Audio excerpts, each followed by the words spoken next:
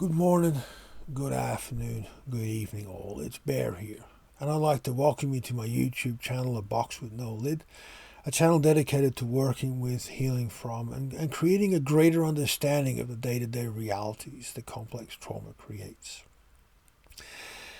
Now, in the previous video, I touched upon the subjects of how our body responded to trauma. And I know I've barely scratched the surface. And when you, as I said, if you want to go into the details of threat response in human physiology, you could fill a 20-hour video and still barely touch the surface.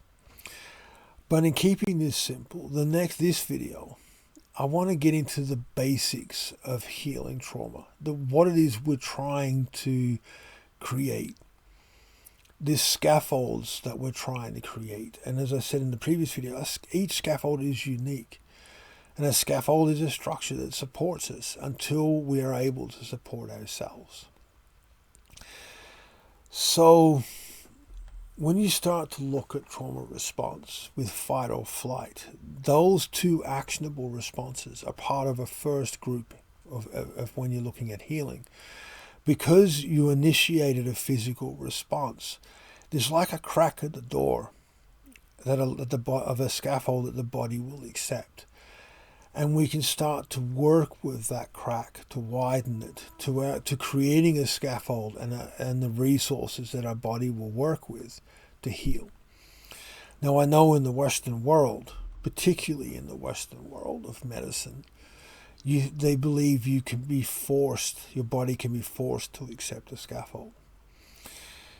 In all the years I've been around this stuff, I have never seen it work long term. I could be wrong, but I have never personally seen it work long term. But in the years I spent around indigenous communities of many different nations in different countries, the modalities that have been used within indigenous communities for thousands and thousands of years, the understandings around that, I have seen some miracle successes. And this is what forms the basis of my understandings of how I approach trauma and how I approach healing. Because we are the continuation of our ancestors' story. Modern science is starting to explore this when you're looking at the science of epigenetics and the amount of information we inherit through DNA. And when you start to look at the freeze state, when trauma completely overwhelms us and pushes us into this state of cognitive shutdown and of self-preservation and waiting for help to arrive, we need to understand what we've inherited to be able to build the scaffold to heal. Because we cannot force our body to accept a scaffold. We need to work with what our body knows and understands that is helpful, that represents the feeling and sensations and understandings, the felt sense of safe, of belonging and of community, of help arriving. So by looking at how your families have lived in the past, the environments and countries they lived in, the types of foods they ate, the climate and all the sociability structures, you can start to gain an excellent overview of working with things. And in future videos I will break this down to a lot more detail. But for now, eating a food that your ancestors was a staple, that they lived through the harshest winters on, will support your autonomic system to go the threat has passed. It will recognize it as a staple, or will recognize it as sustainable. It will recognize it as being part of a community for multiple generations. And having the body process food, if a predator is still chasing you, you're not going to stop and eat. So it sends an excellent subconscious signal to our autonomic systems, the vagus system, that we're eating food. The predator is not present. It is just a memory. These are some of the things that I want to go into more detail with in future videos around how to heal. But first, a little story. When I was in Canada, and I was up at a conference up in Northern Ontario, and I was sitting down with an older, a grandmother, and she was explaining to me how in her community, traditional healing is and was approached, and how trauma is worked with in a traditional community. This is Anishinaabe. But I've also seen and heard similar in Maori and other communities and other indigenous communities I've been around. But this grandma, when she was telling me about if somebody goes through, like severely traumatic experience, and she was primarily referring to combat veterans, veterans from her community that have gone to war, when they come home, there's a whole series of ceremonies they go through before they are allowed to come into that community. But when they're into that community, they are touched and held by every member of that community 24/7, 7 days a week. You are never not being touched or held by someone in that community. You don't go to the bathroom by yourself. You don't sleep by yourself. You're never alone. You're always being touched. There's always a physical contact with you, between you and somebody else, for several months. When the first few weeks, the grandmas will pre-chew your food. And there's all these ceremonies and rituals around building this structure of healing. Now, as overwhelming as that is for most people in the Western world, when you really understand what this is about, this approach to healing trauma understands that when trauma overwhelms to the point of complete shutdown, everything you were, everything you believed in, everything you had faith in that would protect you, everything that you believed the world was and how safe it was is now changed.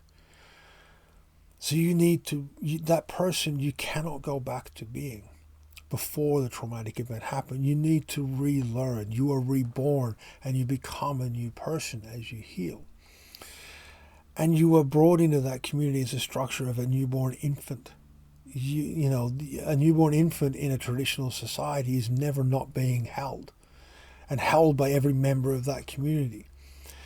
All the nurturing aspects of connection and belonging, food and ceremonies and sound and smells and everything is all brought into that healing process.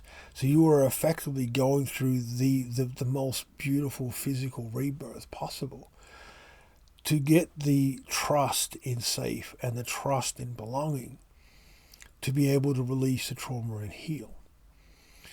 And that is the structure that I'm trying to create through all of these videos, is to give you as much information as possible around ways, with the hope that as many of you out there as possible can create this in your own lives, in your own way, with what's available in your own world, in your own ecologies. Because that is how we're designed to heal. That is true healing. That is not managing trauma. That is not treating trauma. That is healing trauma. And in our modern world, we can create this. We need to take the time, be a little bit more inventive. And we need to be mindful that, the touched, held thing by every member of that community in the Western world is so open to abuse. And that's one of the heartbreaking things about our modern society, is it is so open to abuse. So please do not put yourself in places of danger. And that's why in the initial videos, understanding connections, understanding how you interpret and work with trust and so forth is so important, so that you don't put yourself in positions where you can be harmed again. But understand it as the concept of the goal of what we're looking to create.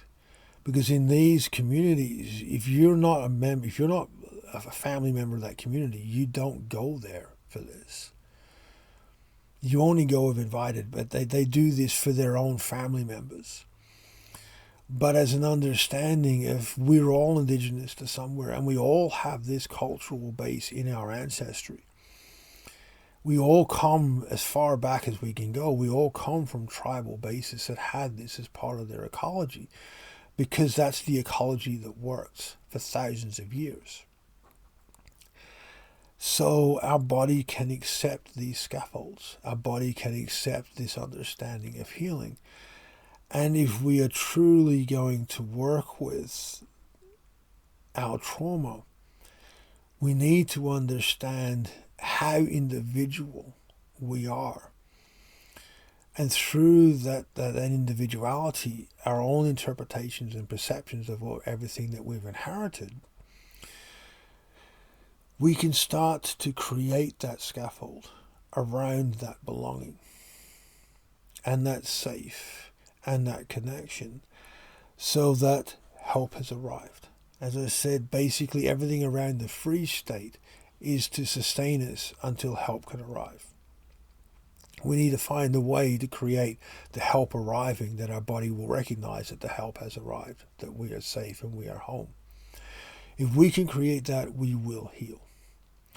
So as always, please be mindful, please be patient with yourself, please be safe, please be smart, and take your time with this.